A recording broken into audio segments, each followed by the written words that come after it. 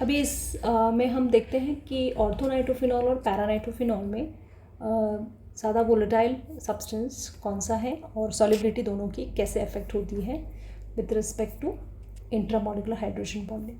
तो ऑर्थोनाइट्रोफिनॉल में आप देख सकते हैं यहाँ पर इंट्रामोलिकुलर हाइड्रोजन बॉन्डिंग पॉसिबल है और इसकी वजह से जो बॉइलिंग पॉइंट है ये कम हो जाएगा।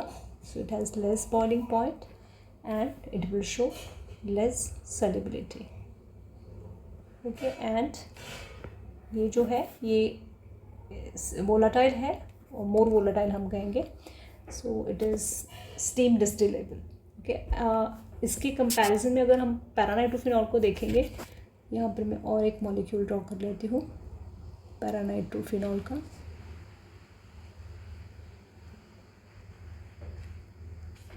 Okay, तो यहाँ पर इसमें इस तरह से हाइड्रोजन बॉन्डिंग होता है। सो this is between O and H.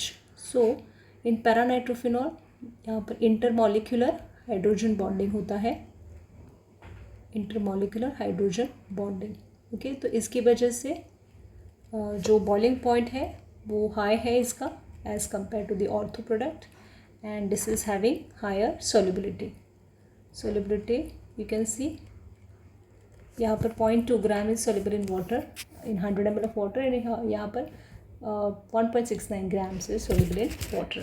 So this is we can say paranitrophenol जो है वो non volatile with steam distillation है। अभी हम इम्पॉर्टेंट कंसेप्ट देखते हैं acidity of phenol.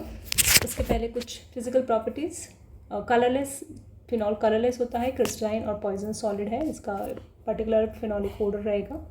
Melting point है इसका 41 और बॉइलिंग पॉइंट है 182 डिग्री सेल्सियस। ये वाटर में स्पैरिंगली सॉल्युबल है और रूम टेम्परेचर पे पिंक कलर का सोल्यूशन फॉर्म करेगा और ये कम्प्लीटली सॉल्युबल होगा अबाउ 68.5 डिग्री सेल्सियस पे। It causes blisters on skin और इसको डिसइंफेक्टेंट और वॉशरूम्स में यूज़ होता है। तो एसिडिटी ऑफ फिनॉल, इसके लिए हमारे पास क्राइटेरिया होता है pKa।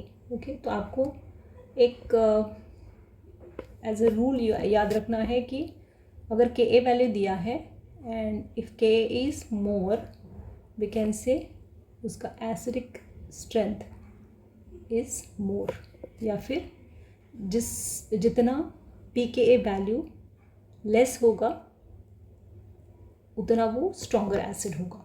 ओके, तो ये क्राइटेरिया अगर हम कंसिडर करेंगे तो यहाँ पर pKa कार्बोक्सिलिक एसिड का 5 है और फिनॉल का है 10। तो इन दोनों में अगर कंपेयर करेंगे तो कार्बोक्सिलिक एसिड का pKa लेसर साइड है, मतलब ही carboxylic acid more strongly acidic than phenol है। Okay, so phenols are less acidic than carboxylic acid.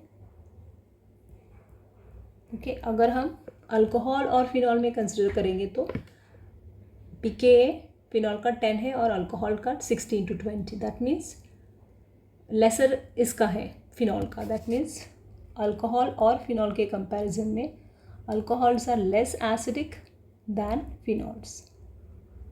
Okay, ये हो गया एक कंसेप्ट। अभी हम देखते हैं कि रेजोनेंस स्टेबलाइजेशन क्या है और उसकी वजह से एसिडिक कैरेक्टर को हम कैसे एक्सप्लेन कर सकते हैं। तो फिनॉल का जो स्ट्रक्चर है इसको हम दो तरीके से रेजोनेंस दिखाएंगे, या तो डबल बॉन्ड इस तरफ लिखेंगे, सेकेंडली ये जो डबल बॉन्ड है ये यहाँ पर शिफ्ट कर देते हैं and negative charges shifting on the adjacent carbon atom.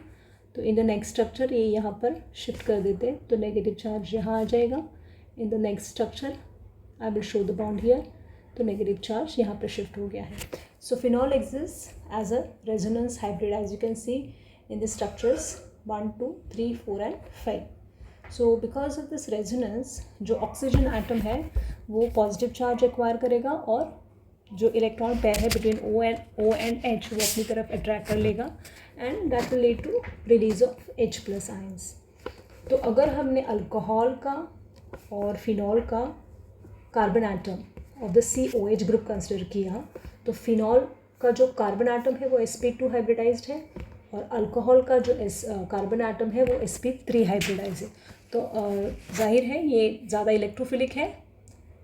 Okay, and इसकी वजह से फिनॉल्स में आपको ज़्यादा मोर इंडक्टिव इफ़ेक्ट दिखेगा, और इसकी वजह से जो प्रोटॉन का रिलीज़ होता है वो ज़्यादा फैसिलिटेट होगा।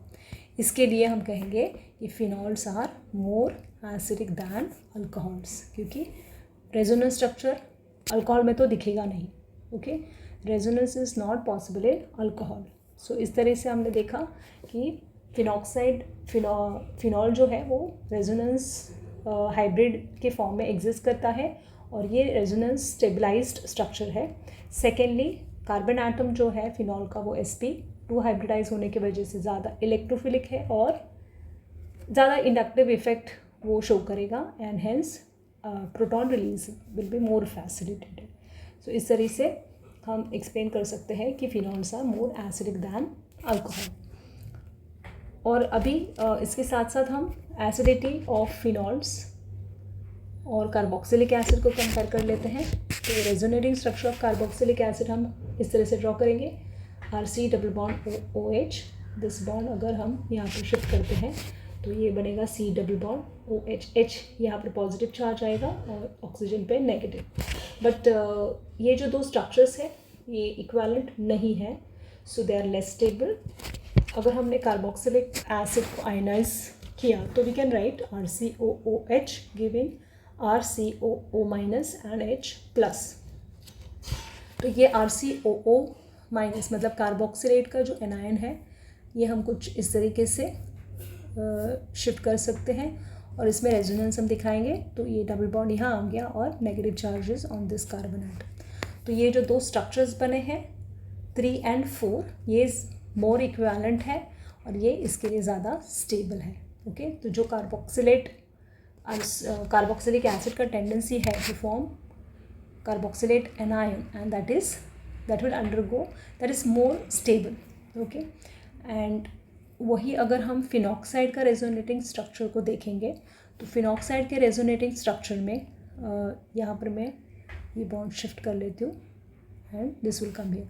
सो ये हमने अभी अल्कोहल के केस में डिस्कस किया है। तो ये जो स्ट्रक्चर्स हैं रेजोनेटिंग स्ट्रक्चर्स, ओके, ये इक्विवेलेंट नहीं है। ओके, और ये नेगेटिव चार्ज जो है ये आपका कार्बन एटम पे है। So this resonating structures of phenoxide is not that much resonance stabilized, or it is not, they are not equivalent. The resonating structure of phenoxide ions are not equivalent. और इसके comparison में जो हमने carboxylate के resonating structure देखे, दो structure, वो equivalent है। दैट मीन्स कार्बोक्सिलेट का जो आयन फॉर्म हो गया है वो रिलेटिवली ज़्यादा रेजोनेंस स्टेबलाइज्ड है। इसके लिए हम कहेंगे carboxylic acid is more acidic than phenol. Okay, तो अगर आपको ऐसा कुछ क्वेश्चन आता है कि फॉलोइंग कंपाउंड्स में आपको रिलेटिव एसिडिक स्ट्रेंथ शो करना है, इंक्रीजिंग ऑर्डर ऑफ एसिडिटी, सो सबसे पहले आएगा आपका कार्बोक्सिलिक एसिड। ओके, सो RCOOH मतलब आपका कार्बोक्सिलिक एसिड नंबर 1 पे आएगा।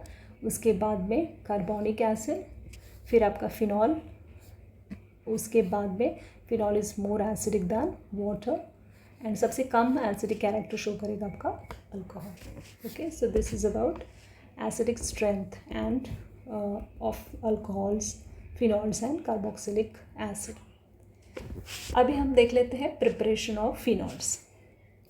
तो सबसे पहला मेथड ऑफ प्रिपरेशन है reaction of sodium salt of benzene sulfonic acid with NaOH. So sodium benzene sulfonate हमने react किया with the strong alkali like NaOH at 300 degrees Celsius, तो हमको मिलेगा sodium phenoxide. So sodium, this is benzene SO3Na, so this is sodium benzene sulfonate with 10% NaOH and at 300 degrees पहले हमको मिलेगा ONA, benzene ONA, this is your sodium phenoxide, और उसको आपने acid treatment से आपको मिल सकता है NaCl will be form as by product and your phenol is form. Okay, so this is first method from sodium salt of benzene sulphonic acid.